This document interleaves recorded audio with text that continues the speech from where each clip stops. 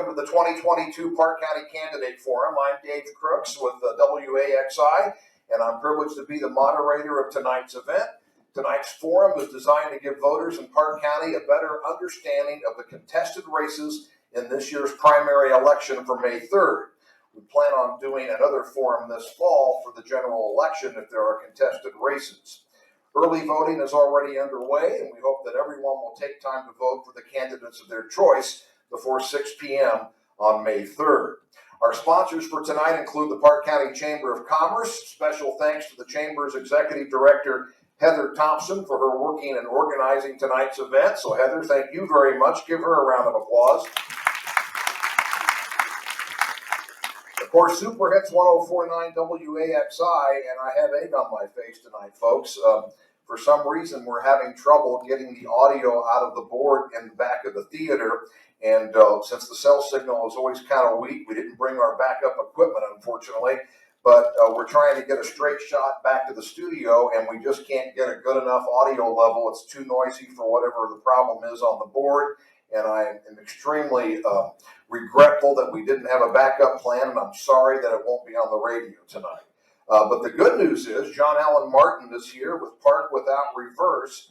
So if you've got friends at home that were planning on tuning in the radio for this, if they do have a Facebook account, if they go to Parke Without Reverse, he's going to do his best to keep streaming it. Cross our fingers that we keep a good cell phone signal, right, John? So that's always our challenge, which, by the way, you state legislators, we're probably going to talk about that issue because we'd all like better cell phone and internet coverage in Parke County. Can we get a big applause for that? I want to give special thanks to a couple of local sponsors who paid for the venue tonight. They include Parke County REMC and the Rockville IGA.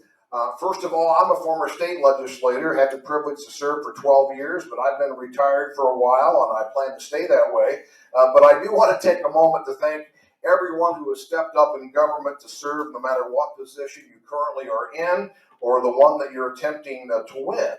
And it's a tough environment right now, not only across the state and across the nation when it comes to people trying to serve in public service. So either if you're serving now or you want to serve, let's give them all a round of applause for putting their neck out and putting their name on the ballot.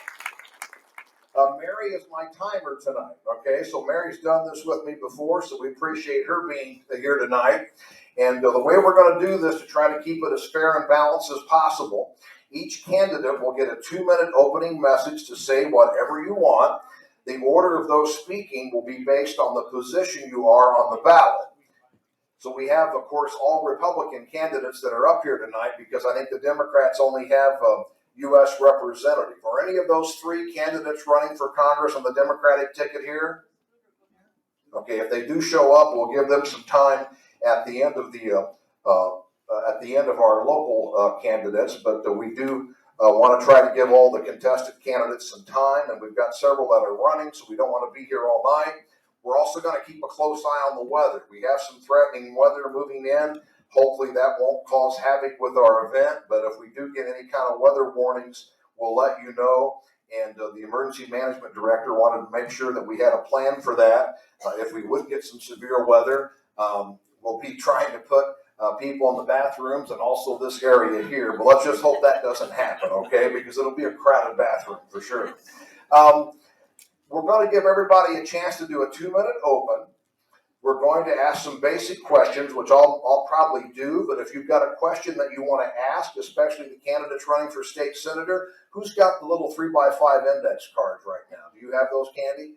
See Candy Cook from the radio station? You can raise your hand, send a written question up, and we'll try to use it. We won't guarantee every question will get used, but we'll do our best. All right, any questions? Are we ready to go? The concession stand will remain open, so if you want to use that, feel free to take advantage of it. And what we'll do right now, candidates, when you do talk into this microphone, you're going to have to kind of eat it to make sure that it picks up okay. So don't be bashful. I'm going to have a little number over here by my table. When you see the 1 come up, you've got a minute left. When you see the star come up, show them the star right there. You've got 30 seconds left. And then ring the bell. All right, you got to wrap it up when you ring the bell. So you might get an extra 5 or 10 seconds. But to try to give everybody equal time. We'll do our best to cut you off after those time limits. Any questions, guys? Gals? All right, I think we're ready to go. Let's start with the 4 candidates who are vying to replace Senator Phil Boots in the Indiana State House. And we'll start with Christian Beaver from West Lafayette. Christian? Thank you. Welcome. How are you? I'm fine, thank you. The floor is yours. Mary, hit the timer. We're good to go. During my youth, I made 2 mission trips to Thailand, and I could speak for hours about the misery that I saw. I spent days working in leper colonies with people living in squalor, some so disfigured from their disease that some of our team members were physically ill from what they saw. I spent days working in orphanages with children living in abject poverty, desperate to be held and hugged. On one occasion, I brought a backpack full of small toys that I bought for about $1 each. And for many of the children who received one, it was the only earthly possession they'd ever had. I returned home from those 2 trips to Thailand a changed person. I was thankful to my Christian faith that led me there. I was more sensitive to the plight of people left behind. And I was more appreciative of an America that would help me earn a college degree, own a home, raise a family, and build a business. We live in a country and a state deeply divided between urban and rural, minority and white, the educated and the non. And part of what divides us is that some parts of America have been left behind. Rural Indiana without broadband, without cell service, entire counties with no hospitals, small towns deserted, and communities where once thriving factories stood that are no more. If we are again going to be a country with a common vision and a common purpose, we need to bridge this divide. And that's why I'm running for the Indiana State Senate. All children deserve access to schools that work, where all who graduate are able to get a good job or go to college, where all who live in rural Indiana have access to quality health care, affordable child care, modern technology, and drug-free communities that thrive. It's the kind of Indiana I want. It's the kind of Indiana we all want. I'm Christian Beaver. I'm running for the Indiana State Senate, and I look forward to earning your support on May 3rd. Thank you. A minute 56. Impressive. Okay, thank you very much. Have a seat for now, and we'll go ahead and go to one of your other opponents. We have Paula Kuppenhaver from Covington here. Paula, you're welcome to take the stage. And it looks like my idea for the 1 and the star won't work. It's hard to see us over here. So we're not going to be looking at you. Okay, I understand. Look at them. They're the ones that count. I can't vote because I don't live in this county. But take it away, Paula. My name is Paula Kuppenhaver. I am currently the Fountain County Clerk. I've been clerk since 2016. I'm not looking for a job. I was just merely educating myself as to how our government functioned. I am the mother of 5, and really I feel like I'm just talking to myself because all the lights are so bright I can't see anything. But so the reason I am running for State Senate District 23 is because I've been studying the Constitution, and not only have I been studying the Constitution, but I've been teaching it. Because if we don't know what our freedoms are, if we don't know what our Constitution says, then how can we defend our liberties? So since I've been studying the Constitution, I have learned what the government's responsibilities are. But more importantly, I have learned what they are not. And so in the process of being Fountain County Clerk, and like I said, I got my job by simply volunteering to get involved in an election. Worked the polls. I didn't even know that you got paid to be a poll worker. And so I was just volunteering my time and my duty. So in the process of getting involved with working the elections and even helping conservative candidates to get on the ballot, I went to the courthouse and I just said, I don't know why, but this kind of thing gets me all excited inside. And they offered me a job. I hired in as voter registration clerk. I worked for 3 months, and our county clerk resigned due to health issues, and I caucused in as Fountain County Clerk since 2016. And so, again, the reason I am running for our district, and if I thought one of my opponents would represent me in our district the way we need representation, I would gracefully bow out and get behind one of my opponents. But I am running to represent us, to stand for truth and righteousness, and to serve you. So thank you for coming tonight, and I look forward to meeting you and answering your questions. Thank you, Paula. Whoa. Thanks, Paula. Next in line will be Spencer R. Deary. He is from West Lafayette. Spencer, welcome to the forum. You have 2 minutes. Thank you, and thank you everybody for being here, especially on a rainy night. I look forward to meeting more of you this evening afterwards. So as has been said, my name is Spencer Deary. I'll tell you a little about myself. I am a husband to my wife Julia of 15 years. I'm a father to 3 children in public schools. I'm a Sunday school teacher, a youth basketball coach, and I am the Deputy Chief of Staff to Mitch Daniels at Purdue University. For the last over a decade, I've been a part of the leadership team of Purdue that's helped to make that university one of the most innovative in the country and a major driver of jobs in our state. And for the last 9 or so, I've been mentored by our former governor, who is someone who, without exaggeration, is on a list of the world's 50th greatest leaders. And I would never put myself at that level, but I've learned a thing or two about effective conservative leadership and how to get things done that's prepared me to be able to run and be an effective legislator. You have a lot of good choices here, and frankly, in my view, the policy differences between each of us tonight are not going to be that different. What really is going to make the difference is the leadership and the qualifications and the experiences that we bring to the job that's going to be able to help us to be able to better represent each of you and to get things done. As I've been running for the first time ever, never ran before, but I've been enthusiastic by the number of people who have signed on and said, yes, you're the person that can get this done. I've been endorsed by Indiana Right to Life. I've been the only candidate to receive the Indiana Farm Bureau endorsement, as well as the Liberty Group Americans for Prosperity. But really, at the end of the day, none of that really matters. What matters is the opinions of all of you. And so you have my commitment that every day, as a state senator, as I will be asking myself in every session with every vote, how can I better represent the people of rural Indiana and the people of District 23? And what moves us forward, what helps us, and that's going to be my question. And my belief is that government should generally stay out of the way and let people live their lives. But the next sentence of that is we still need a government, and that government should be effective and competent and based in doing things, and that's what I aim to do is both of those. Thank you. Again, my name is Spencer Deary. Thank you. Our next and final candidate for state senate is Bill Webster from Rockville. Bill? Yeah, Bill Webster, lifelong resident of Parke County. Hello, fellow voters. It is hard to see everybody up here. I reside in Rockville with my wife, Shanna, of 24 years. I've lived most of my life in southern Parke County. I grew up here. I've served this community my entire adult life as a volunteer firefighter at Rosedale for over 20 years. Spent most of those years in leadership. I was our county Salvation Army chair for several years. I served on planning and zoning and the Board of Zoning Appeals for many years. So I've served the community for, like I said, the majority of my life. I've served this community, and I want to continue to do that. The reason I'm running for this position is especially the last several years, our government concerns me, especially our federal government. Our state General Assembly, at times, they're not paying enough attention to the federal government and pushing back.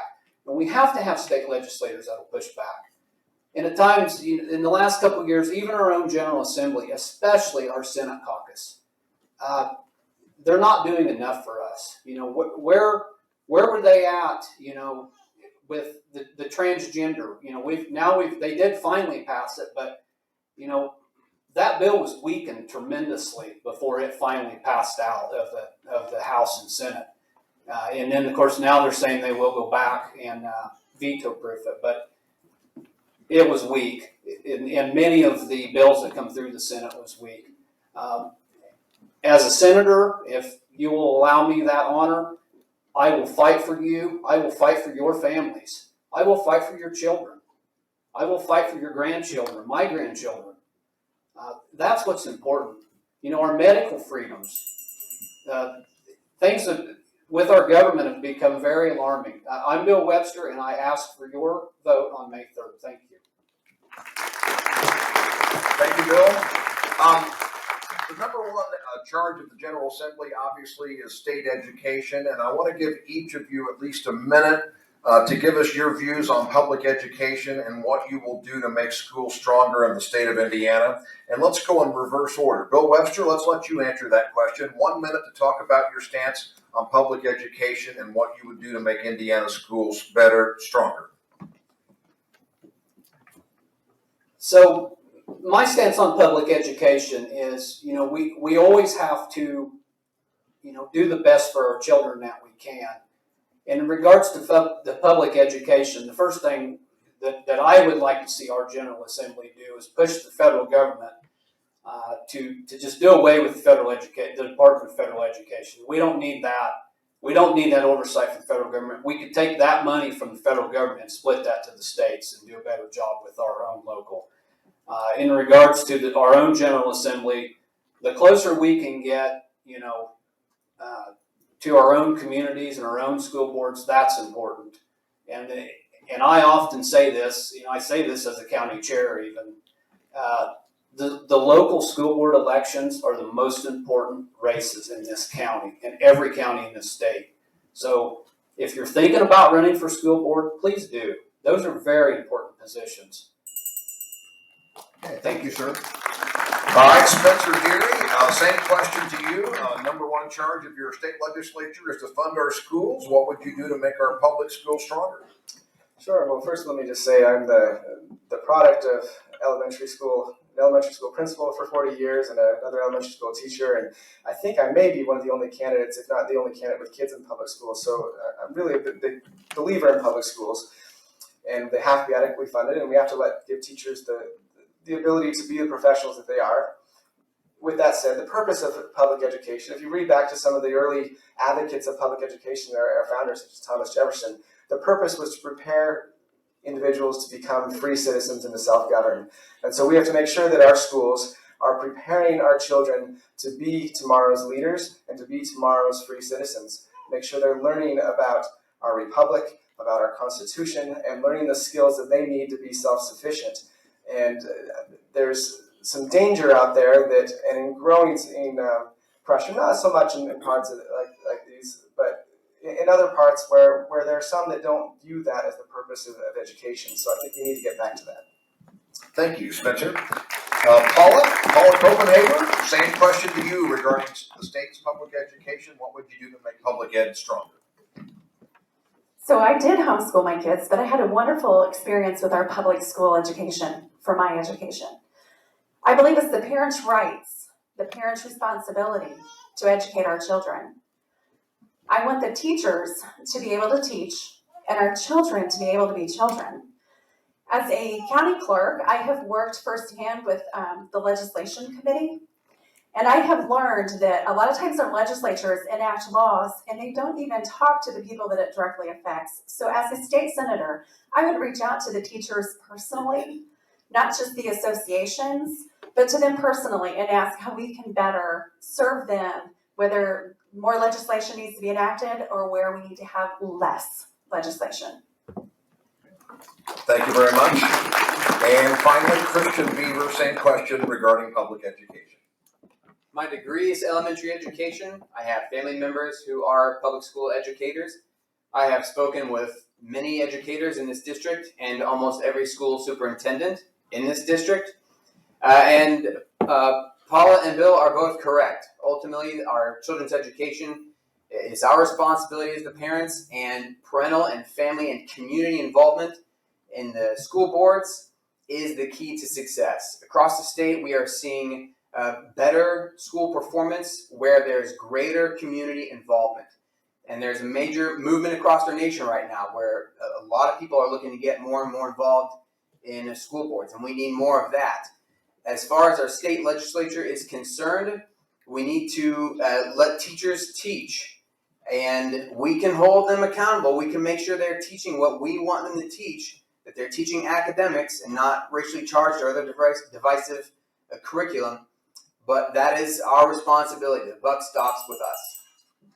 And stay put, we'll ask you a question and we'll go in the reverse order again. I brought this up before we started, but obviously Parke County, like many rural counties throughout the state of Indiana, are still struggling to get dependable and consistent cell phone coverage and even internet. Although I do want to applaud Bloomingdale Home Telephone. They've done a great job. I just wish they would be available.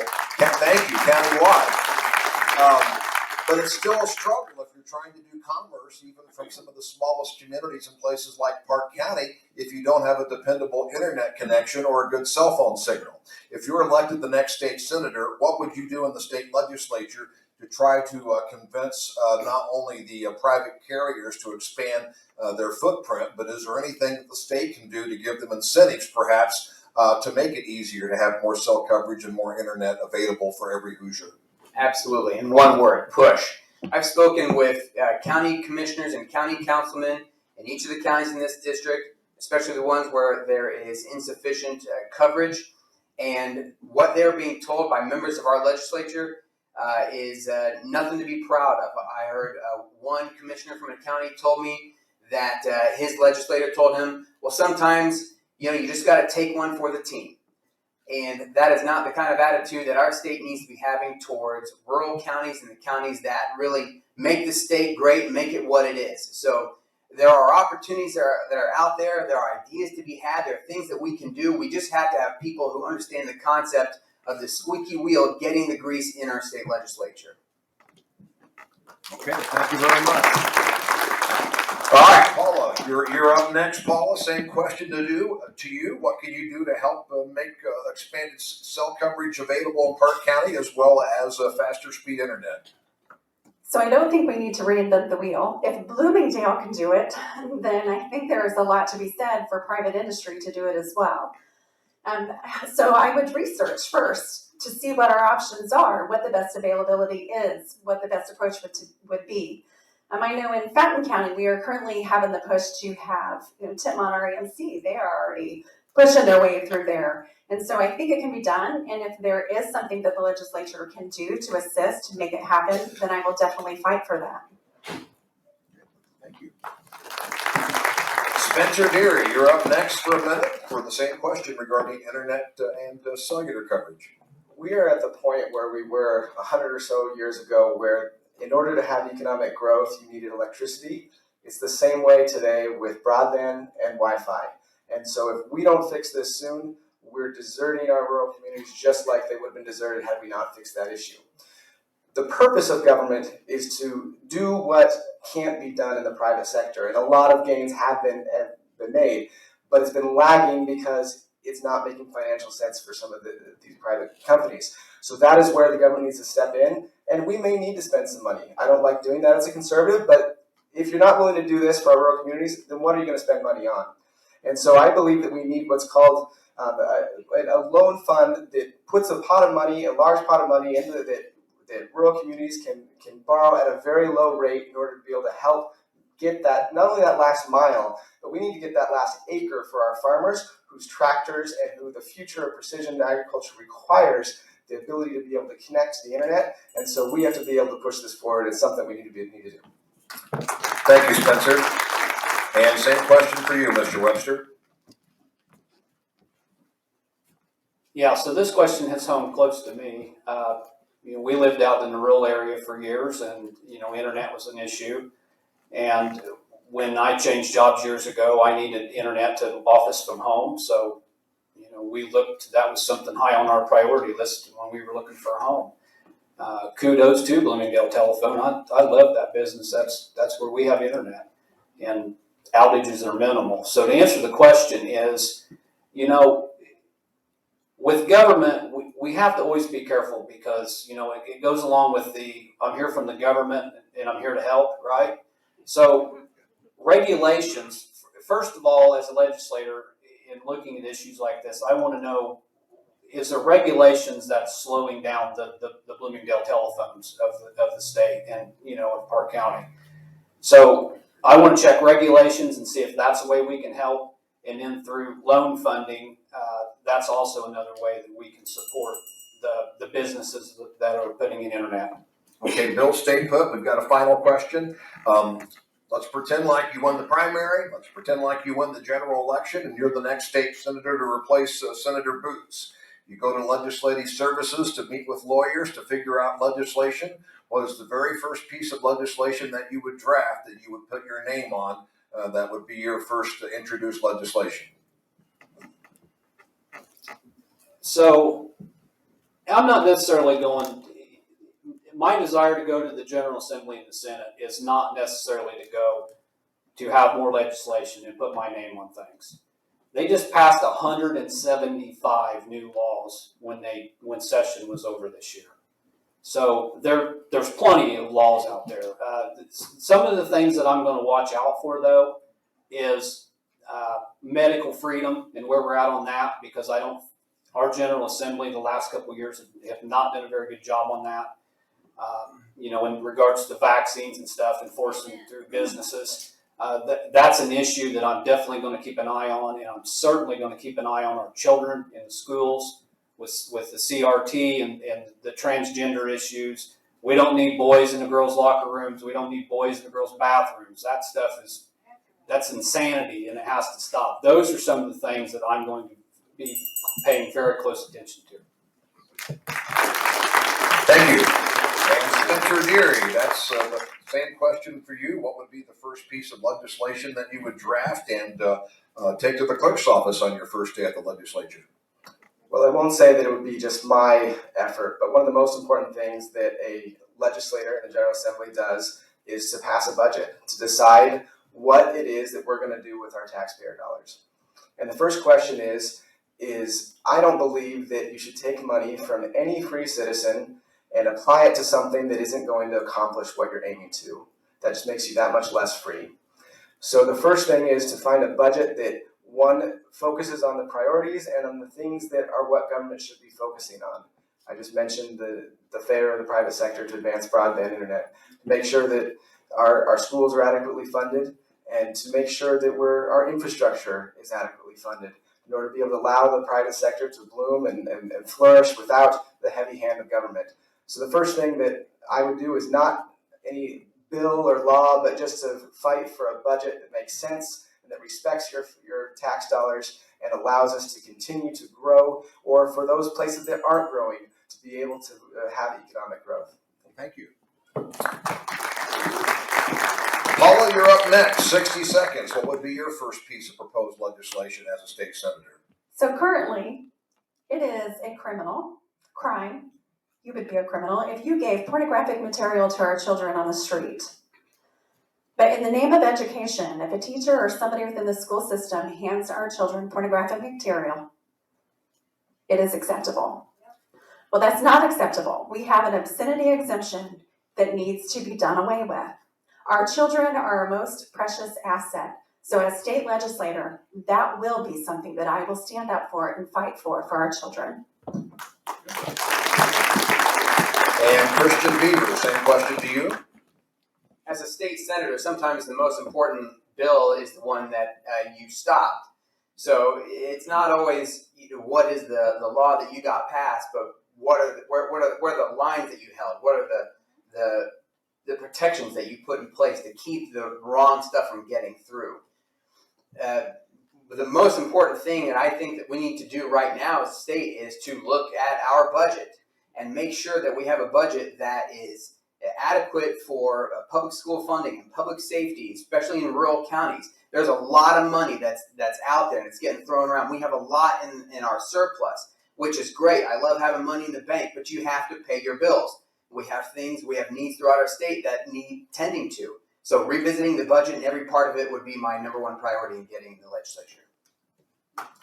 All right, Christian, stay put. To wrap it up, each of you will get a 60-second close to say whatever you want. So you have a minute to wrap it up. I've logged almost 10,000 miles on my truck since October 1st, traveling throughout this district, speaking with elected officials, party leaders, business owners throughout the district. My wife put it like this, that I've come to think of a lot of the people in this district almost as family. That sounds so cliche, I'm sorry, but I've gotten really close with a lot of people in this district. I care deeply about it. You'll see more of me. Thank you. And again, that was Christian Beaver from West Lafayette, Republican candidate for State Senator District 23. Now this is Paula, and again, pardon me, is it Copenhagen? I want you to get that right. Copenhagen. Thank you. Okay. And please make that clear to the audience, okay? You're up for a minute. So I used to think that it was God, family, and country. When I started studying our Constitution and teaching it, I learned that it should be God, country, then family. Because without God, we don't really have anything. Without our country, if we don't have a duty to our country, then we don't have a country to raise our family in. So I will always put God first, like I always have for the last however many years I've been a believer. I will put our country first and a duty to our country and to our state, to our community, to represent us, and then our families, like I said. So I am asking for your support, and I am real. I'm available if you have questions. My phone number is on my website, and you can call me, and I will answer. If I don't, leave a message. I'll call you back because you do get a lot of robocalls.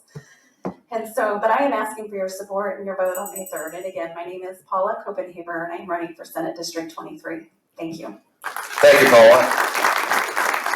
Next is Spencer R. Deary from West Lafayette to wrap up. So I spent a lot of time in my employment around young people, and I've seen that for many in the next generation, just like much of the country, it's drifting left. And I don't think Indiana's quite there yet, but it could happen.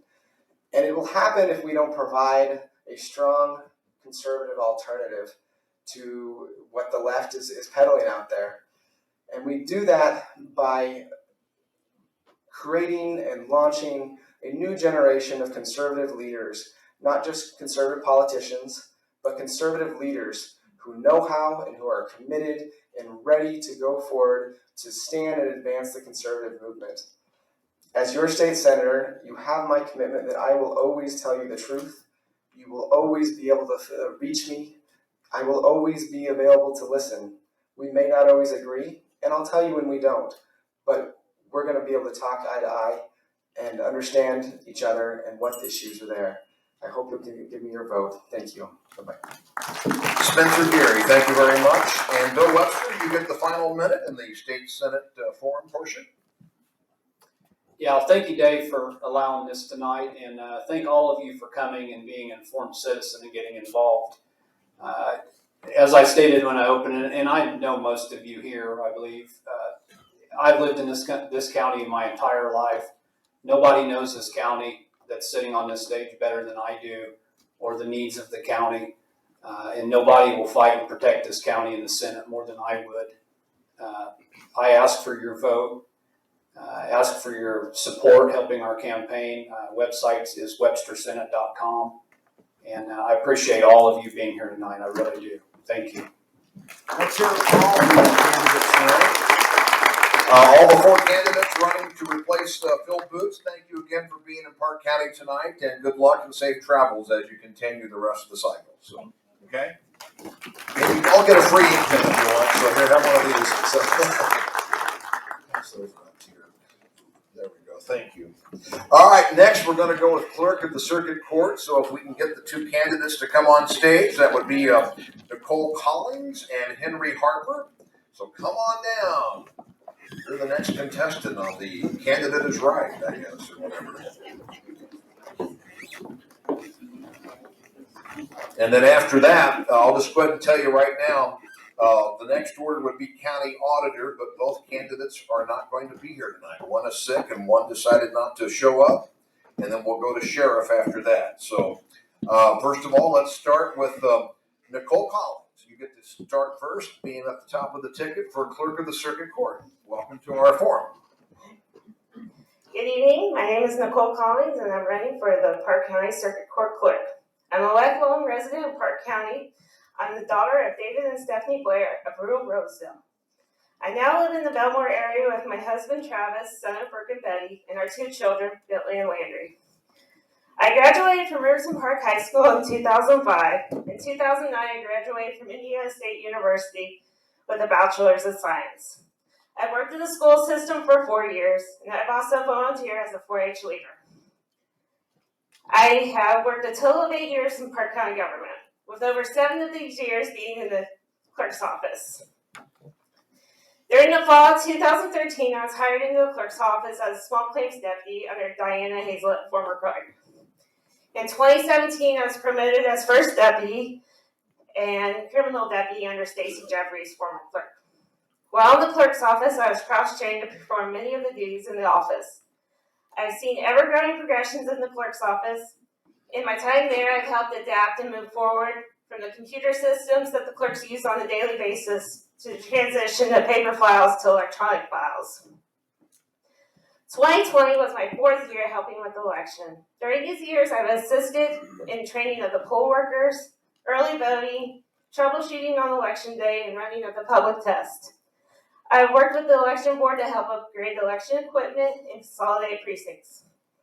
In March of 2021, I started working in the auditor's office as first deputy auditor. I have been cross-trained to perform many of the duties in the auditor's office as well. I believe my time in there has helped me better understand the financial systems of the county. I'm confident that my time in these offices have given me the experience and the skill set that the clerk's position requires. If elected, I will run my office in an open and friendly manner to the public. I feel being cross-trained in the clerk's office has helped me develop policies and procedures the office will need. And I'd like to thank you for your time, and I appreciate your vote. Thank you, Nicole. And the incumbent is Henry A. Harper. So, Henry, you have 2 minutes. Thank you, Dave. Hello, my name is Henry Harper. I'm the current clerk of the Circuit Court. I was caucused in as clerk on March 1st, 2021.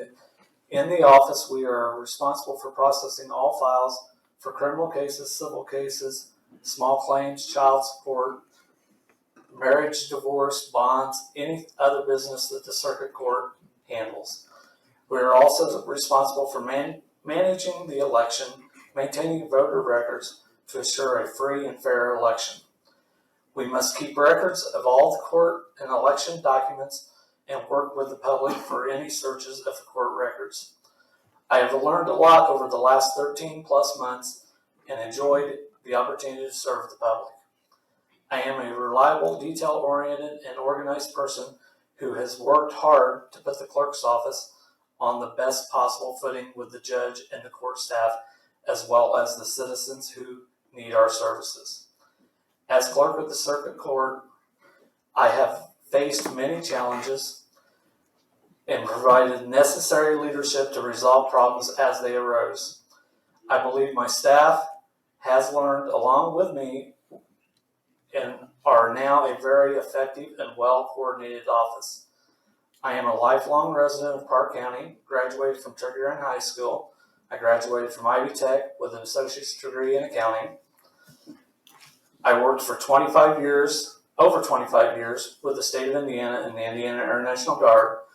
We're responsible for 3 budgets of approximately $2 million. During my tenure, I had 2 federal audits with the Air National Guard with no findings, which means the audits were perfectly balanced. I have also worked at the Rockville Correctional Facility as payroll and in Family Health and Health Center. I would like to thank you for this opportunity to be your clerk. All right, Henry, stay right there. Nationally, there's a perception that some of our elections are not secure. How can you guarantee the voters of Parke County? Do you believe our elections are safe and secure? And is there anything you can do if you remain as clerk to make sure that they stay that way? I'm going to do the best I can to make sure that everybody has a voter ID card or a state ID to be checked and make sure that they're a valid voter in Parke County.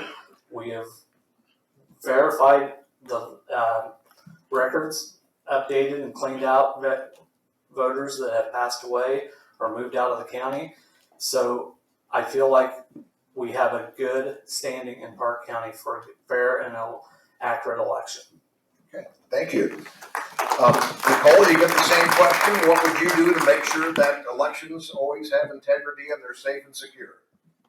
I make sure that we have the best election equipment available. I go over the laws and legislation that go along with the procedures that we need for on election day and to run the election.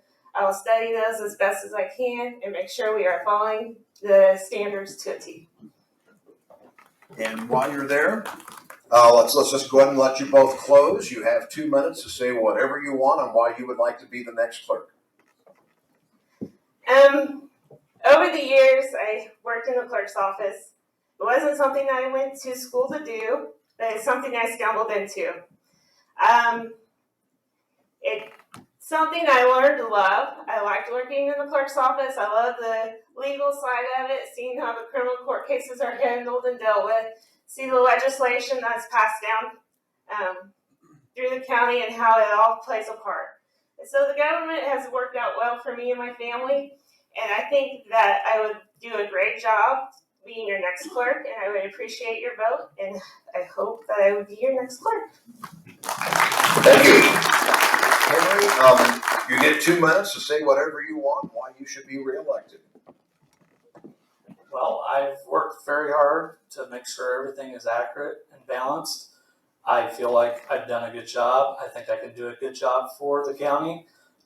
With all the 25 years that I worked for the state and worked with the federal, I have a lot of government background that I think is useful and helpful for the clerk's office. I'm learning a lot. I enjoy my job.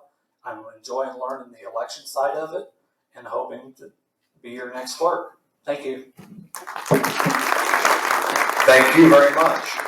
Okay, the sheriff candidates, come on up here. We'll get you ready to go. We have at least 4 that are here tonight, and we'll hear from them shortly. Again, the candidates for county auditor, the incumbent Laura Jean Fisher and the challenger Mary Ann Wood, both give regrets, as one is ill and one at the last minute decided not to show.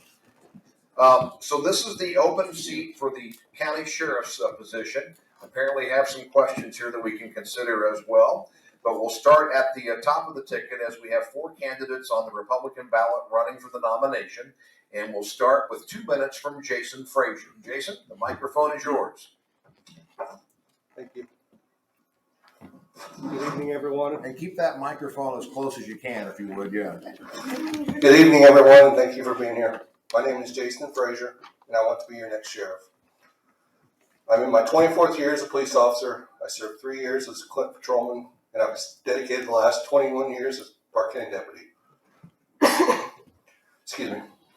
I began working in the K-9 unit soon after I was hired. I remained in the K-9 unit for several years and had 2 great partners. We had many drug arrests and searched for many people.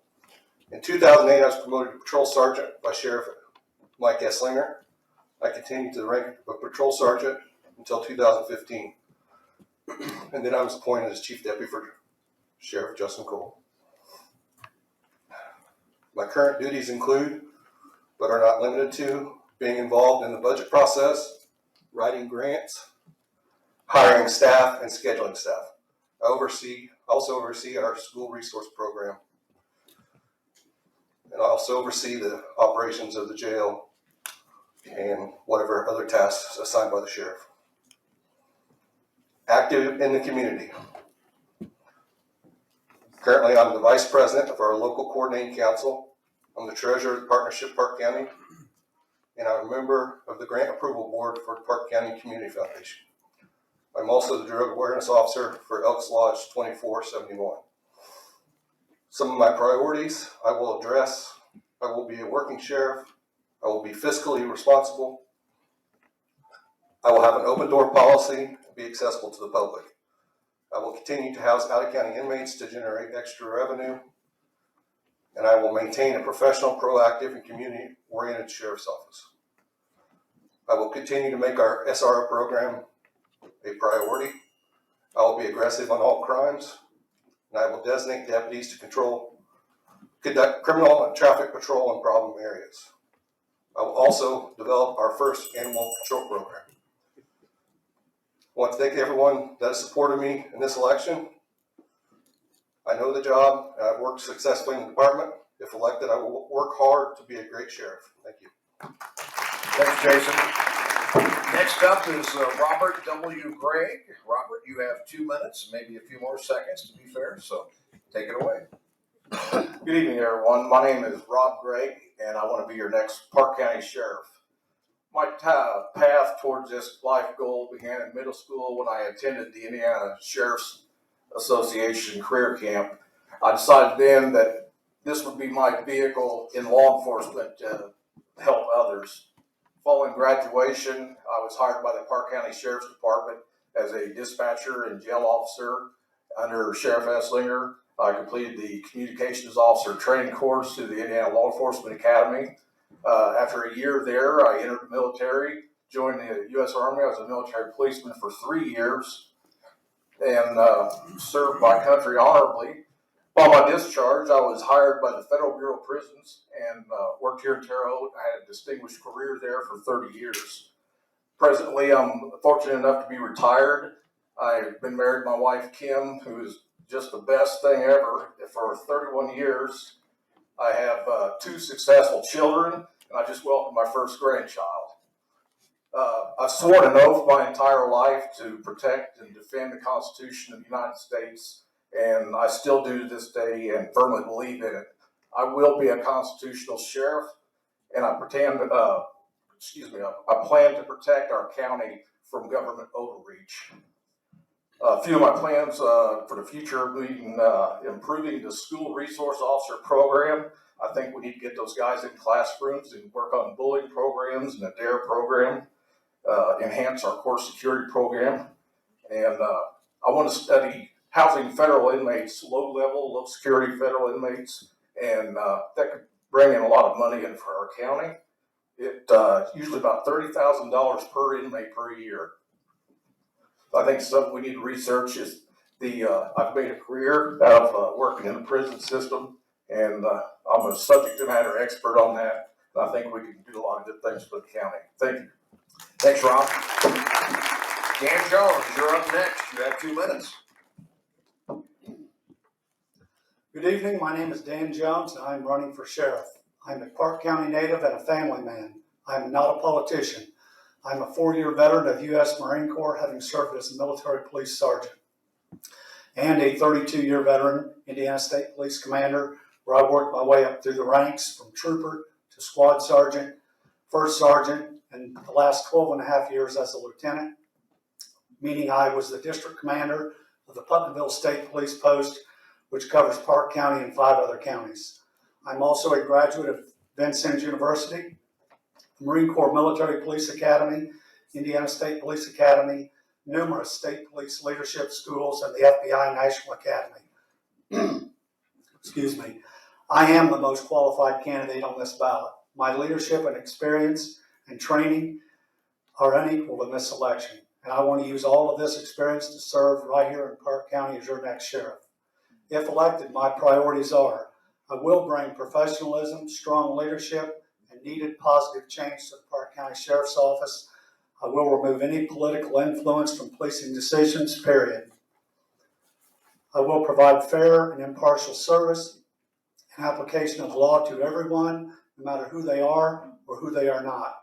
I will protect Parke County citizens and our children and make Parke County safer by forging a stronger relationship with the community and by using proactive criminal patrols in all parts of the county.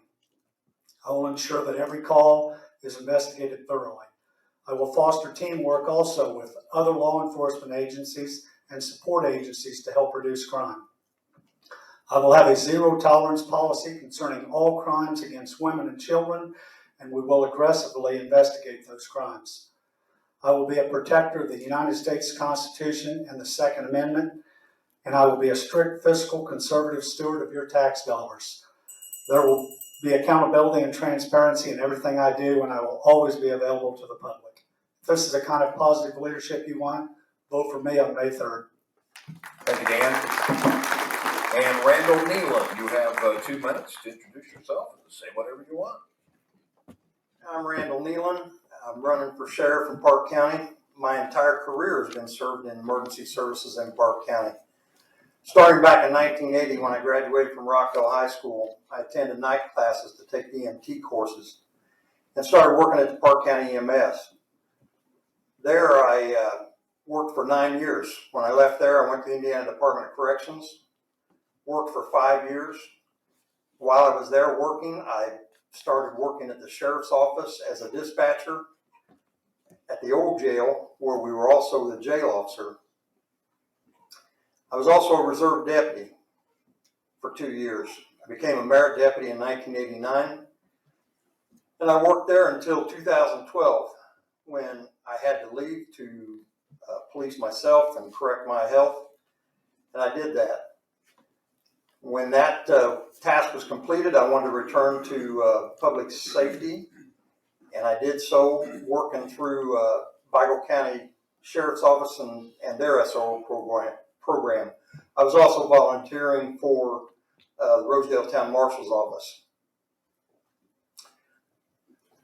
I became a part-time officer for the town of Rockville in 2015, and 2016 was appointed chief of police. I've been there for the last 6 years. I've always been involved in the community, working with other agencies and supporting other agencies in our community. Like I said, my entire career has been in Parke County Emergency Services, and I'd like to continue that as your next sheriff. Part of that would be to enhance our community policing programs, such as Community Neighborhood Watch. I'd like to get reinstated. I would also like to enhance the School Resource Officer program. I've had some former students that were in my DARE classes that want to know why we don't have that for their kids. So I would like to get that stuff established back in the schools, and I have plenty of other agenda things that I would like to talk to you about later. Thank you. Well, stay right there, Randall. We'll give you a chance to do just that. What's the one thing that you would hope to change or improve at the Parke County Sheriff's Office if you become the new sheriff next year? You have 1 minute to answer. I would like to increase grants for equipment, for training, for officers. I would like to work with the schools and the county officials to maybe get a couple of full-time officers that are assigned to the school corporations to better enhance that service. I have already obtained hundreds of thousands of dollars worth of grant money for the town of Rockville, and I'd like to do that same thing for the county. Thank you. We're going in the reverse order, as you can tell. So Dan Jones, you get a minute to for the same question. What do you hope to change or improve at the Parke County Sheriff's Department if you become the new sheriff? The thing that comes to my mind, number one, is to bring strong leadership and professionalism. That can go into a lot of things. One, I want Parke County Sheriff's Office to be a highly respected law enforcement agency. To do that, you have to be professional, look professional, act professional, and serve professionally. And you need strong leadership to do that. And when you do that, you get the respect of the community, and you develop a closer working relationship with the community so that we can reduce crime and satisfaction from the citizens for the job that we do. Nobody knows your community like you do. And when you and I are talking and we're respecting one another and we're sharing information, there's no limit to what we can do. Thank you. Thank you. All right, Rob Gregg, you're up next. Same question to you. What would be the changes or improvements you would make to the sheriff's office if you become the new Parke County Sheriff? I think the key, we're limited on tax dollars in this county, and I think a big key is also housing these federal inmates. That you get $80 a day per inmate, equivalent for one inmate 1 year is $30,000. That in turn, you can raise the income levels of the staff at the jail and stop the revolving door of employees from leaving, and possibly also kick money back towards the county, towards other projects we could be using. Okay, thank you, sir. And Jason Frazier, same question for you. Well, we've been housing out-of-county inmates, and we've raised close to $2 million the last 7 years, so Justin's done a good job with that. COVID kind of put a damper on that, but as I stated in my opening statement, animal control is a big thing here. It's needed. Under the last 3 sheriffs, it's been, we have aggressive dogs. It's, well, if you can bring the dog to the jail, we'll take it. But I never liked that answer, so I'm going to come up with some resources and get that problem under control. Thank you, sir. Actually, Jason, go ahead and stay up there. We're going to go back down the order again, so sorry about that. Here's a question that was submitted that we want to ask. You'll have a minute to respond. How do you plan to enforce the transient merchant's license during the Parke County Covered Bridge Festival? Well, I really didn't know there was a problem with that, but I station 2 or 3 guys in each town during the Bridge Festival. I think we have it well covered now, and I would assign those guys to enforce whatever needs to be enforced. We're willing to work with anybody. Okay, thank you. All right, Jason, thank you. Rob, Greg, same question to you. How would you plan to enforce the TMLs here when the Bridge Festival occurs? Well, I think it takes a team to enforce that, and you get together with I think the court offices. The courthouse has officers they are sending out and checking for TMLs, and I think as a county law enforcement agency, we can support them and help bring that income back up. Okay, thank you, sir. And Dan Jones, same question to you. How would you enforce the transient merchant licenses during the Parke County Covered Bridge Festival? As a state police officer, we cannot enforce a county ordinance, so I'm assuming that this is a county ordinance. So what I would do is I would probably utilize reserve officers to help augment the active full-time deputies so that our manpower still stays strong and we can do the job that we have to do, yet allow those reserve officers who are willing to volunteer their time to help take care of those TML licenses so we can make sure that everyone is compliant. Thank you, sir. Same question for Randall Nealon. I actually have enforced that ordinance. When I worked for the Sheriff's Department, we helped develop a form that is like an affidavit to the court, but it goes to the county attorney who files that with the court. And they can pursue it in court just like any other law. That's the only way we can do that. Okay, stay right there. Yes, sir. Here's another submitted question. We have a drug problem across the entire country as well as in places like Parke County. Do you have a plan and what can we do about the drug problems amongst our residents? It's a team effort, as was said a minute ago. The courts, prosecution, and police. I know that we've had repeat offenders over the years that we keep arresting for the same things. I would like to work with the prosecutor and the court to maybe get some of those people the services that they need. If that's incarceration to keep them or help them get clean, to keep them clean, then we can do that also. But there are other services that are available. I know drugs have affected everyone's family. It's affected mine. But we have to show that tough love sometimes. Thank you, Randall. Dan Jones, same question to you. Every community is facing drug problems. Do you have a plan to try to reduce the drug offenses here in Parke County? I do, and I agree with treatment. You know, a lot of these people that are drug addicted. I mean, that's not something you can kick any easier than it is to kick cigarette habit if you have one. So I'm all for treatment, but I'm also for enforcement. As I said earlier, you know, the citizens are the eyes and ears. You know what's going on in your community. When I've been out and about in my travels, so many people have talked to me about things that's going on in their neighborhood. They want the police to do something about it. So when we're all talking and we get on the same page and we know, you know, where they're at in your community, and we want to come out and work that community. There's a lot of ways to attack the drug problem through enforcement. Undercover drug deals, but they're lengthy and they're time consuming and they require a lot of people. And then what we did on the state police a lot was we used drug interdiction. We go into a community and we start doing just routine traffic enforcement and then looking beyond the traffic stop and trying to take these drug, you know, people that are using and dealing drugs off the street. Then we can, through the courts, handle the part of getting them help. Thank you, sir. Dan Jones. All right, Rob Gray, you're up next. Same question to you regarding the drug problem in the county. Do you have a plan and what can we do to reduce the amount of offenders? First thing, you have to have a plan to address it. Dan, what he touched on is community-oriented policing. You have to get involved with the community, the neighborhoods, and find out where your problems are and where your problem areas are. Once you incarcerate these people, you need to try to get some kind of drug program, and there's taxpayer dollars or grants available to get these guys and stop the recidivism or the repeat offenders. Thank you, sir. And Jason Frazier, same question for you as well. Well, as a canine handler, I stated earlier, I had 2 dogs. Nobody was harder on drugs than me. And my first few years, I lock them up, throw away the key. That doesn't work. Dealing with the same people over and over. Then I got acquainted with the drug court program.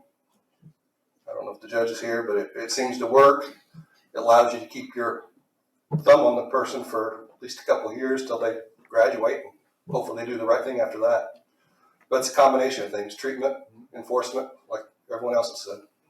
Thank you. Stay right there. This will be your close, but I'm going to also give you a question, and you can use this as part of your close. But say whatever you want in the final 2 minutes. But the main question I want you to address: what makes you the most qualified person to be the next Parke County Sheriff? And then you can add anything else you want in the 2 minutes you have remaining. First off, I'd say it's my strong work ethic. I care about the direction of the department. As I've stated, I've been on there 21 years. Did stay there for the money. I care about my fellow employees, care about the citizens of Parke County, and I see definitely places I can improve our department. And I also want to say I'm very proud of our guys. If you follow us on Facebook, WAXI, you know we get the job done. Our guys do a great job. We solve many big cases. Thank you. Jason Frazier.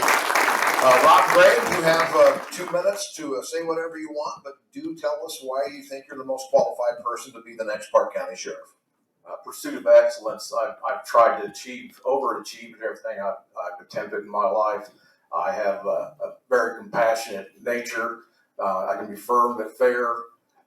I've experienced in 30 years of working in a federal prison. When I retired, I didn't have much faith in humanity. But since then, I volunteered all 3 county food pantries, and it's changed my life. So I feel like my whole life has been to help others and make their lives better. And that's something, regardless if I win this election or not, I'm still going to do what I do and continue to try to help people the best I can. Thank you. Thank you, Rob Gray. And Dan Jones, same question for you. What makes you the most qualified person to be the next sheriff? And you can expand on that and say whatever you want, up to 2 minutes. Okay, like I stated earlier, I'm a 4-year veteran of the United States Marine Corps, having served as a military police sergeant where I was a leader. I followed that up with about 18 months working at the Putnamville Correctional Facility as a correctional officer, and then a year at the federal prison in Terre Haute. So I have a working knowledge of a correctional facility there. I followed that with 32 years with the Indiana State Police. Again, I worked my way up through the ranks. I spent 20 years out of 32 in line command, between being a road sergeant, an assistant district commander at Terre Haute, and then as the commander at the Putnamville Post for 12 and a half years. That duty there was the big one. It's said to be the most stressful and demanding job on the Indiana State Police. There are 1,280 state troopers in Indiana. There's 14 state police posts, and I ran one of them for over a dozen years. So I can check that box. As far as closing, I can just say this. I spent my entire adult life in uniform, carrying a weapon. It's what I know. And leadership, it's what I know. I'm married. I have 4 kids and 5 grandkids. Every one of them live in this county, and most of those kids are still in school. I have a vested interest in the safety and security of Parke County. And if things go to hell in the handbasket, as my dad would say, I'll be the first one to pick up a rifle. I'd appreciate your support. Thank you, Dan Jones. And Randall Nealon, you have 2 minutes to say whatever you want, but do address why you believe you're the most qualified to be the next sheriff. Well, I'm the only candidate that has spent his entire career working for Parke County Emergency Services. And I've worked in all kinds of emergency services. I even worked with the fire department for a couple of years and decided I didn't like heat and smoke. So law enforcement was a much better choice for me. And I've worked with the sheriff's department for 25 years. I'm the only candidate that was there when the new jail was built. I worked at the old jail when we didn't have many resources. When I was hired, there was only 4 deputies. And we patrolled the county all by ourselves. The only assistance we had back then was troopers like Dan, who would come and back me up sometimes, and some conservation officers. But we took care of problems, and I've taken care of problems for many people in this room. Hopefully, I've done that to your satisfaction. I always try to treat everybody fairly, honestly, and I'm probably the hardest working candidate up here. I've worked days, nights, weekends in the last 6 years, holidays. I do what it takes to get the job done, and I'll do that for you as sheriff. So I ask for your support. Thank you. Thank you. All right, so Jason Frazier, Rob Gregg, Dan Jones, Randall Nealon, these are your 4 candidates running for the primary nomination. Gentlemen, thank you for being here tonight, and most importantly, thank you for your commitment to public service and keeping us safe. Let's give them a big round of applause. All right, county council members, we have 2 running in the District 2 spot, so bring up Rick Patton, the incumbent, as well as Austin Swain, the challenger. So if you 2 would make it up here, we're going to give you a few minutes to introduce yourself to the various folks in attendance. The Sentinel wants me to remind all the candidates, if you'll stick around when we wrap this up, they want to get some pictures. So stick around for a chance for some free pictures in the newspaper. So again, this is for County Council District 2. I'm sorry, sir. Are you Rick or Austin? Austin. Okay. Is Rick here tonight? Rick Patton, the incumbent? Okay. So, well, Austin, the show is yours. You have 2 minutes to say whatever you want on why you would be the best person to be the next county councilman in District 2. Is that working? Can you hear me? Okay, there you go. All right, my name is Austin Swain, running for County Council, District 2. Lifelong resident of Parke County. Been on the fire department down in Mecca since 2010. Been an officer down there and in a management position on the board since 2013. 2018, I was elected to Wabash Township Board of Trustee Board. Done that for 4 years now. Learned quite a bit about municipal budgets there, and also being on board with the fire department, learned a lot about budgets there as well. Looking forward to bringing that knowledge forward to the county council. There seems to be some budget issues there lately, been in the news and passed around online. I like keeping things short, sweet. So that's going to be my introduction. I just want to help you guys in the county. That's pretty much what I live for anymore. And that's pretty much it. I really think we need to do more on the council, especially with budgets. And I think there's been a lot of lack of communication among different county departments as well. I think that's something that also needs addressed. Okay. And Austin, since your opponent is not here tonight, I guess my next question would simply be, what would be your #1 goal as a county councilman if you are elected? Well, find more money for grants.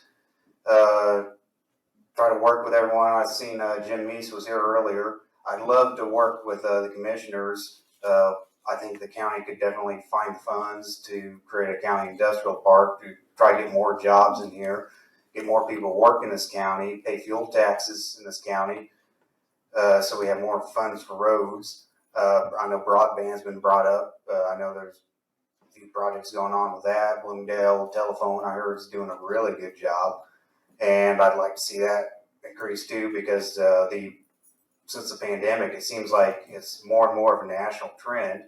People working from home, and I'll tell you what, I go to the tavern every couple of weeks, and every night I'm down there, there is always someone from the Indianapolis area down there, and half of them are looking at buying homes or something out here in this county. Okay. All right, and let's just let you close. You've got a minute to say whatever you want on why you should be the next nominee for the county council seat in District 2. Well, I probably am one of the hardest workers I've ever met. I mean, I don't mean to boast about myself, but I mean, I typically anymore wake up at 6 a.m. and I'm not in bed till 2 in the morning dealing with fire department issues or whatever else I can find just to keep busy. And I don't care if people call me at 3 in the morning to ask me something. I answer the phone. My phone's on, my cell phone number's on my Facebook. So just go ahead and call me anytime you need something and I'll answer. If I don't have cell service. Okay, Thank you. well, I can relate, I understand. Thank you very much, appreciate you being here tonight, that is Austin Swain. Thank you. Okay, all right, it's time to bring up the two candidates for town clerk treasurer in the community of Rockville. So Brandy Asher and Norrin Kammer, come on up here and we'll have a few minutes to hear from both of you. Brandy is the incumbent and Norm is the challenger, so welcome. And Brandy, since you're listed first on the ballot, you have 2 minutes to address the audience and say whatever you want. Thank you. Thank you and good evening and welcome. My name is Brandy Asher. I'm running for the re-election to the office of the town clerk treasurer. I'm married to Shane Asher. We have 2 wonderful children, Libby and Bradley, as well as 2 beautiful grandchildren, Brindley and Blake. I was elected clerk treasurer in 2018 and began my term in January of 2019. Within my first term in office, I've been successful in the reduction of small claims on behalf of the town, completed all closeout documents required for the Howard Avenue project, the completion of a wastewater project, as well as securing funds for a first and second call of community crossings grants for 2019 when we began paving our local streets. I've been instrumental in obtaining grants for safety equipment for our town, and that benefits the members of our community, as well as a grant to promote infrastructure. Because of my knowledge in government, I've been able to improve the processing procedures by working with a town software programmer to reduce the amount of manual entry and reduce errors that have been brought and have brought all of our records up to date and current and correct for all employees. The town currently has 5 ongoing projects, and I feel it's important to see the financial portion through each of them. For nearly 20 years, a new clerk treasurer has been elected every election.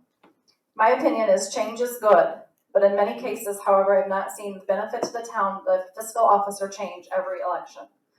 I would like to read the following quote. Success isn't always about greatness. It's about consistency. Constant hard work leads to success. With that being said, I feel that the town would greatly benefit from some consistency to the office of clerk treasurer, and I would love to serve a second term for the citizens of Rockville. I respectfully ask for your vote for re-election to the town of Rockville clerk treasurer. I appreciate the community's support and will continue to dedicate my knowledge and emphasize success within the town.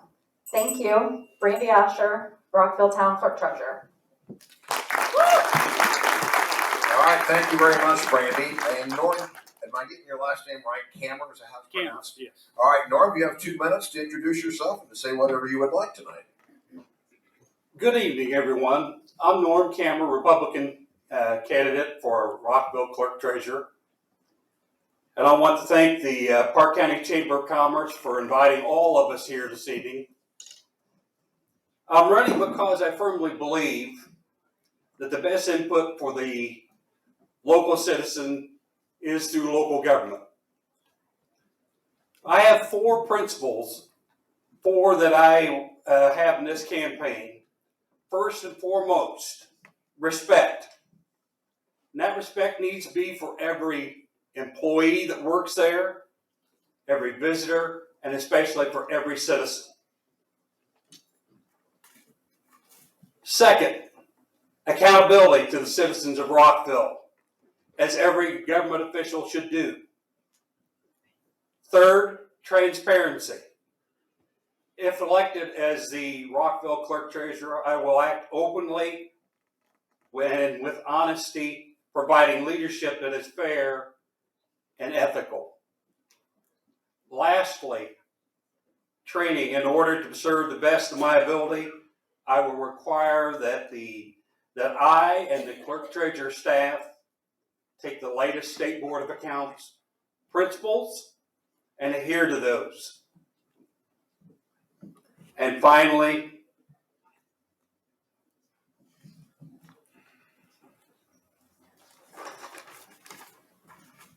I will require that everyone in the office attend training offered by the Indiana League of Municipal Clerk Treasurers to be sure that they're up to date on all the latest techniques. And finally, I will bring you my 12 years of experience on the Rockville Town Council and 7 years as the president as budget preparation to the Clerk Treasurer's office. I thank you for your support and appreciate your vote on May 3rd. Norm, stay right there. We'll now go in reverse order. So what is the one thing that you would hope to change or improve on at the town board office as the clerk? I think it's important to have the best training that we possibly can to serve the citizens of the town of Rockville. Not only do we have citizens that are in this area, but we have outlying water and electric. The citizens outside this community, they need the best service that we possibly can have, and be sure that all of the information that we obtain is correct each and every day. Thank you very much. Brandy, you're up next. What is the one thing that you would hope to change or improve on if you were elected to another term as the town clerk? One thing I will do, I continue to be dedicated and hardworking to the citizens of Rockville. There are, like I said, 5 projects that are currently in effect that we're working on. I think it's important that we keep pushing through to get those projects completed. I learned firsthand that when I started, the Howard Avenue project started many years before I ever became the clerk treasurer. The South Market project is one that started many years ago and still haven't broke ground, but hopefully in 23, we can start moving forward on that project as well. I will continue to learn and obtain the continuing education that's beneficial to the town. I have a great working relationship with the town council, and I feel that that's a positive impact on behalf of all of the citizens for the town of Rockville. Thank you. And stay right there. You get a close. You get 1 minute now to ask for the vote and to say why you're the best person to continue being the clerk. That kind of was my closing, I guess. To continue to be hardworking and dedicated. My relationship with the citizens. I've worked in the town of Rockville for several years. Met so many new people. When I became the clerk, I was surprised of the people of the town that I hadn't come across with in past, whether it be from First Financial Bank. I also worked under the State Farm agent in his office. So I met a lot of wonderful people, but I've continued to meet a lot of more wonderful people in the town of Rockville. This is where we will remain. We've raised our kids, our daughter's now grown and married. We have a son still that's in 8th grade, so he'll be a freshman at Parke Heritage. This is where we want to be, and this is the town that we love, and I want to continue to be part of that for you. Thank you. Okay, thank you. Brandy Asher, the incumbent for town clerk treasurer, and Norm Camber, the challenger. You get a minute to close to say whatever you want and why you believe you're the most qualified to be the next clerk. Thank you. I feel that it's important that as a citizen of this community that we have each and every day an accurate account of what happens within this community. Total transparency should happen across the board. It has been in effect in the state of Indiana, where I retired from for better than 10 years, if not 15 years. It provides accurate information as to how things are occurring and if our town is going in the right direction. As a person who has college education and paralegal studies, I'm familiar with a lot of those laws. And it has become my passion to be sure that we do the right things. They need to be done to be sure that how we can interact and how well the county interacts with us, how well the state interacts with us, and anything of that nature. So I'd appreciate your vote, and I thank you very much for your support. Thank you. Thank you, Norm Camber and Brandy Asher. Thank you for being here tonight. Now the four candidates for town council member, if they would come up to the stage, we're getting near the end of our forum. Sean Atkinson, Steve Farrington, Chris McCann, and Parke Allen Swain. So come on up and you'll have your chance in the bright lights. Thanks for being here tonight. All right, and we'll start at the top of the ticket. So Sean Atkinson, you get the first 2 minutes to say whatever you'd like. I'm a nervous wreck. Is this thing working? Hello? Okay. All right. My name's Sean Atkinson. I would like to start off by saying that I am not a politician, nor am I coming into this with a background in politics. I'm a husband, a father of 2 girls. I own 2 small businesses here in town. As a potential member of the town board, my main focus will be responsible spending, open communication, manageable growth, and responsible decision making. I believe the residents of Rockville deserve an open, transparent, and responsible board, and I believe communication is a factor in representing our community. As a business owner and coming from a family of small business owners, I understand that many challenges that small businesses can face. I will work to be a problem solver, look forward to bringing my business mentality and fiscal responsibility to the town. To me, it's not about politics or personal agenda. I believe in being open, honest, and imperative. I want to be the voice that you need to be heard. Sorry, slacking here. My wife said not to read this, speak from the heart, and I shouldn't have. I just want to do what's right. We need younger people getting involved. We have no younger people involved, so that's what brought me to this. I've lived in the city. I've lived in small towns. We need growth, but we need to do it responsibly so we can keep our town the size it is, but still maintain growth, fixing our roads, fixing the town up. And we do play a big role in Parke County because we are the heart. So if you elect me, I will be here for you. Thank you very much, Sean Atkinson. And you are an incumbent, correct? All right, so Steve Farrington. Steve, the microphone is yours for 2 minutes. Hi, my name is Steve Farrington, and I'm a candidate for re-election on the Rockville Town Board. During the past 4-year term, the board has been able to obtain grants in excess of $10 million. These grants were needed to fund many projects. Projects included Howard Avenue, Market Street, several storm and sanitary sewer projects. We've resurfaced over 48,350 feet of Rockville streets.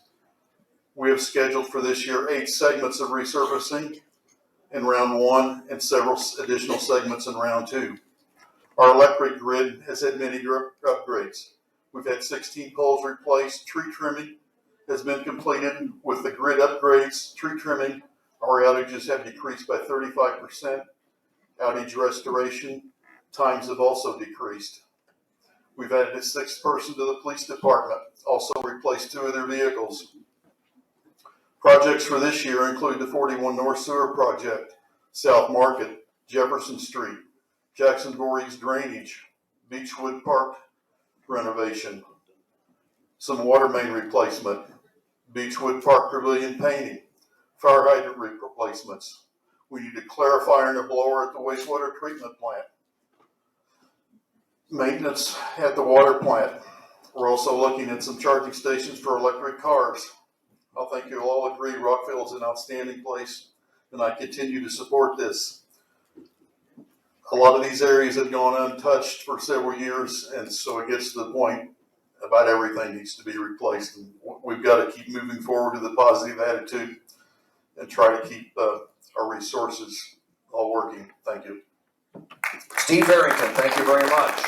Chris McCann, the microphone is yours for 2 minutes. Sweet. 8 o'clock. Everybody stand up for 30 seconds, please. Stretch out. Stretch out. I'm going to tell you about myself while we're doing this. My legs. I can't do that for that long. So, let's see. I've been a lifelong resident of Parke County, 34 years old. Hope everybody feels good now. Married for 9 years, 3 kids, 2 dogs, which we call kids as well. Graduated from here, went to Vincent's, associate in science, and then once I graduated, I was immediately hired with the sheriff's office, which was fantastic, and that's where I've been ever since. And I hope to stay there, for all people questioning that, because we know that's a question. Why I want to do this? Main reason I've been here forever.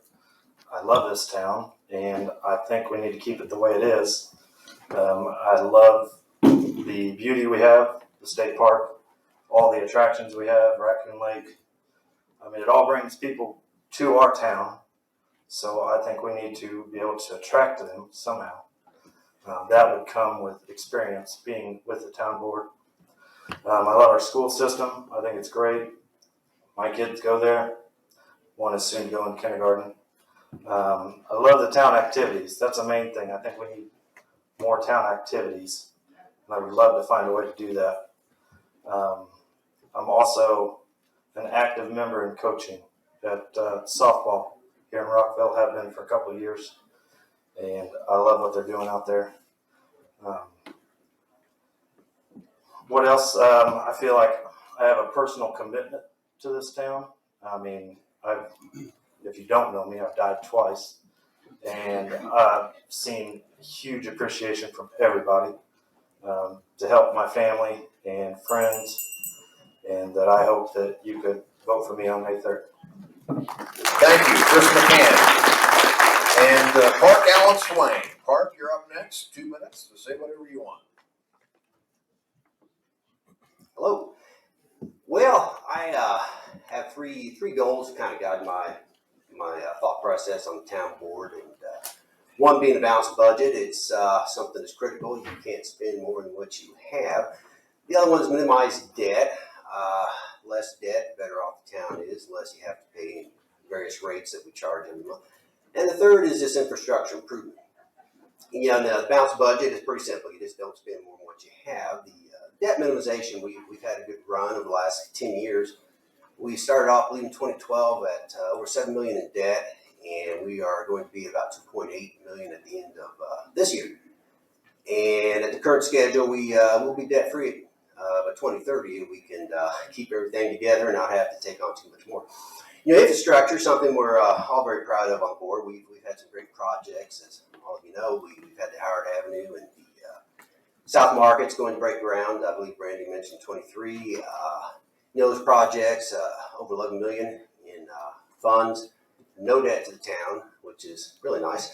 Another project has started, hopefully get done by the end of the year. Here is the North Jefferson Street parking lot. Another about a $900,000 project, partnership with Parke County Economic Redevelopment and the foundation are helping on that project. And again, no debt. We have 41 North Sewer Project, again with Parke County Economic Redevelopment Commission helping us with that. No debt to the town, $1.7 million project, hopefully break ground here real soon. Another project, our water improvement project, that's going to bring some new line in from the well fields out east of town. We anticipate some debt, maybe internal finance is our goal, probably 5 years. We have a stormwater project in Voorhees and Jackson Street that we anticipate around $1 million. No expected debt from that. Hopefully start next year. And there's some more, but I just appreciate your support in the past and hope I have it in the future. Thank you. Okay, Park, stay right there. We're going to go in reverse order now. Here's a question.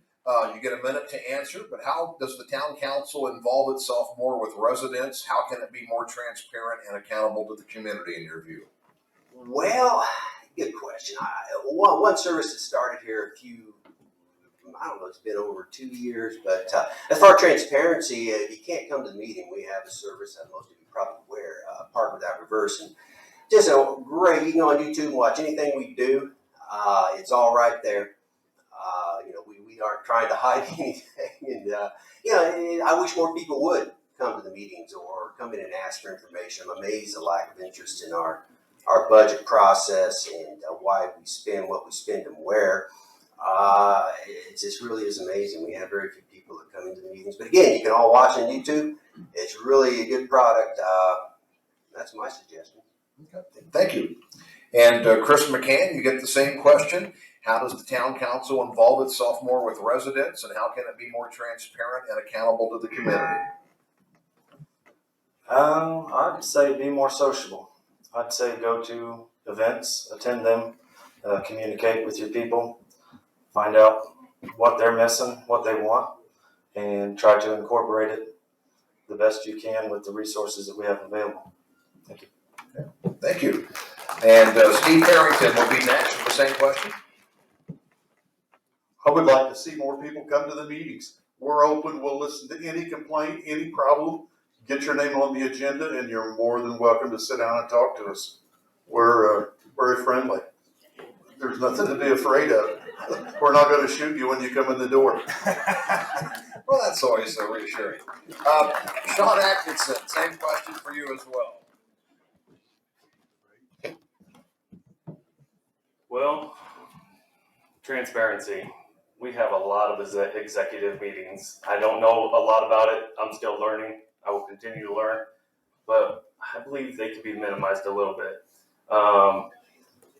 Bringing stuff to the table that people actually do want. I don't think it happens as often as most people think it does. And if you have a problem, you come to a meeting and I'm on the board and the president is cool with it, it'll be addressed there. I don't have nothing to hide, and I'll speak about it right then and there myself. I can't speak for anyone else, but I will. I have nothing else to say. Thank you very much. Actually, Sean, stay up there. Now we're going to go back in reverse order. We're going to wrap up. I'm going to give you a question, but plenty of time to answer this question, plus to let you say anything you want. Let's give you up to 90 seconds. What's your number one priority issue for the community? How would you pay for it, and why should people elect you on the town council? My number one priority is investing back into our community, whether it be the town's employees getting more. We used to have a lot. Now we have, I think, 8.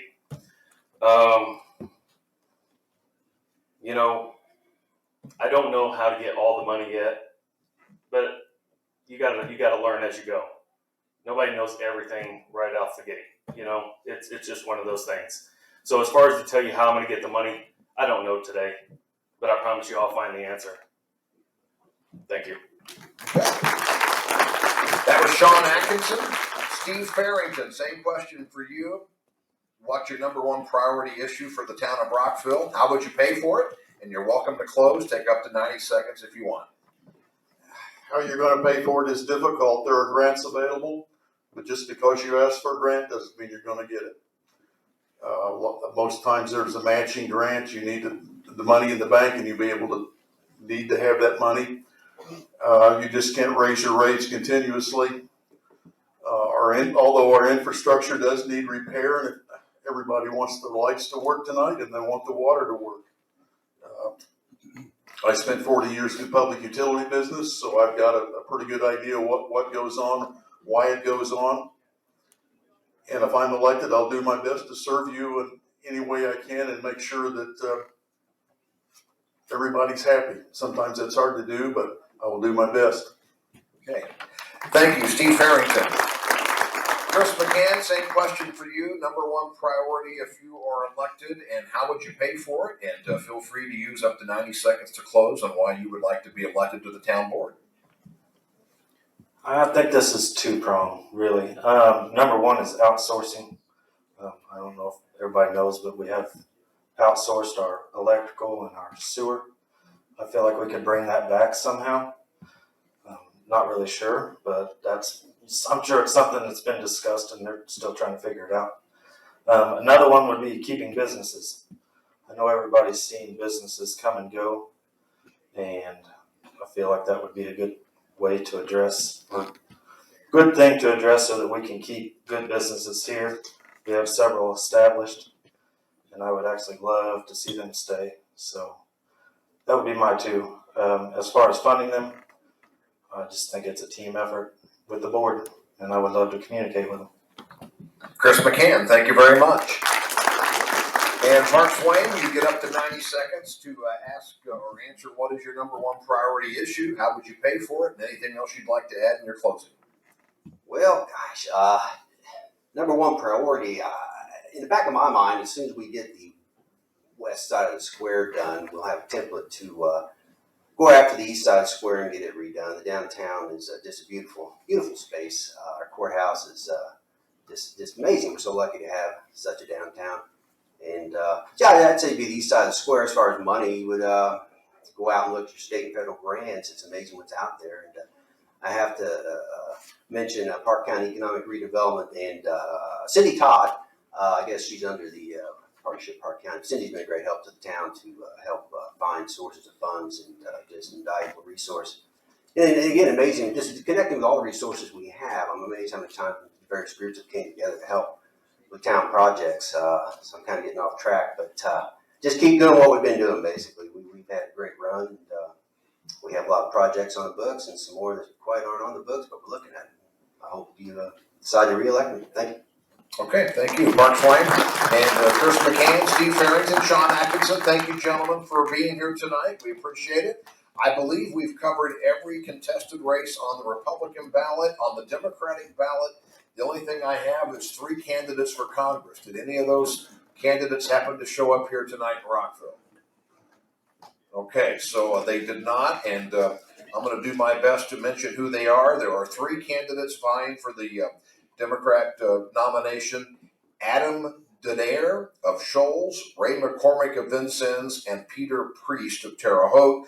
The winner of that nomination would take on incumbent Larry Bouchon, who doggone it beat me in 2012. So, you know, I did it once, I won't do it again. So that'll make Candy happy. All right, I think we've had a good event tonight. What do you think? I think it was great to hear from everybody. As we wrap this up, I want to thank the Parke County Chamber for stepping up tonight.